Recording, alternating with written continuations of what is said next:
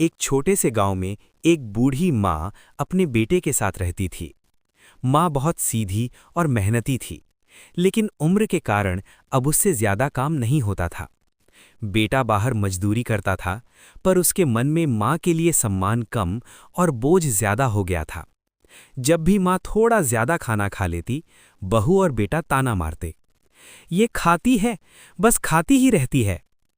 माँ कुछ नहीं कहती, बस चुपचाप अपनी सूखी रोटी खा लेती और भगवान से यही दुआ करती कि उसका बेटा खुश रहे। एक दिन बेटा अपने छोटे बच्चे को लकड़ी का कटोरा बनाते देखता है। उसने पूछा, ये क्या बना रहे हो? बच्चे ने मासूमियत से कहा, जब आप बूढ़े हो जाओगे तो आपको इसी कटोरे में खाना दूंगा, जैसे दादी को देते हो। ये सुनकर बेटे के हाथ कांप गए, उसकी आंखों में आंसू आ गए। उसे एहसास हुआ कि वो अपनी माँ के साथ कितना अन्याय कर रहा था। उसी दिन से उसने माँ को आदर से बैठाकर खाना खिलाना शुरू कर दिया और कहा, माँ, आप बोझ नहीं हो, आप तो मेरी सबसे बड़ी दौलत हो। सीख। जो आज एक घने जंगल में एक ताकतवर शेर रहता था। वो खुद को जंगल का राजा समझता था और सब जानवर उससे डरते थे। एक दिन शेर पेड़ के नीचे आराम कर रहा था। तभी एक छोटा सा चूहा खेलते खेलते उसके ऊपर चढ़ गया। शेर की नींद खुल गई और उसने गुस्से में चूहे को पकड़ लिया। चूहा डरते हुए बोला, महाराज, मुझे माफ कर दीजिए, शायद कभी मैं भी आपके काम आ सकूं। शेर हंस पड़ा, तू मेरी क्या मदद करेगा? फिर भी उसने दया करके चूहे को छोड़ दिया। कुछ दिनों बाद शेर शिकारी के जाल में फंस गया। वो जोर जोर से दहाड़ने लगा। वही चूहा वहां पहुंचा और उसने अपने तेज दांतों से जाल काट दिया। शेर आजाद हो गया। उसे समझ आया कि कोई भी छोटा या बड़ा नहीं होता। सीख। कभी भी किसी को छोटा मत समझो, हर किसी में खासियत होती है। गांव के किनारे एक छोटा सा जंगल था। वहीं एक हाथी का बच्चा रहता था। उसका नाम था मोती।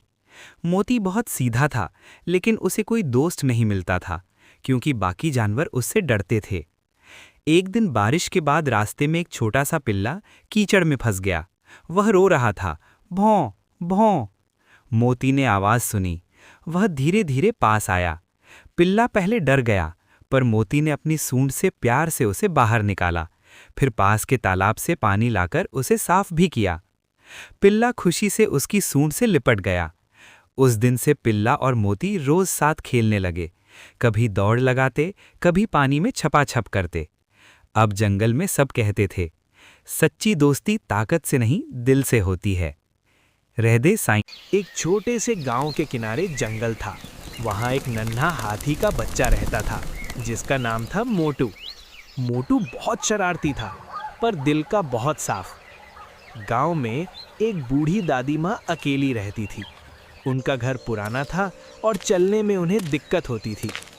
एक दिन दादी लकड़ियां लेने जंगल के पास गई, पर वापस आते वक्त उनका पैर फिसल गया। लकड़ियां बिखर गईं और दादी उठ नहीं पा रही थीं। तभी मोटू वहां पानी पीने आया। उसने दादी को देखा। दादी रो रही थी। अरे बेटा, काश कोई मदद कर देता। मोटू धीरे से पास आया। पहले दादी डर गईं, पर मोटू ने अपनी सूंड से प्यार से लकड़ियां इकट्ठी की, फिर धीरे से दादी के पास बैठ गया। दादी समझ गई, अरे तू तो अच्छा बच्चा है।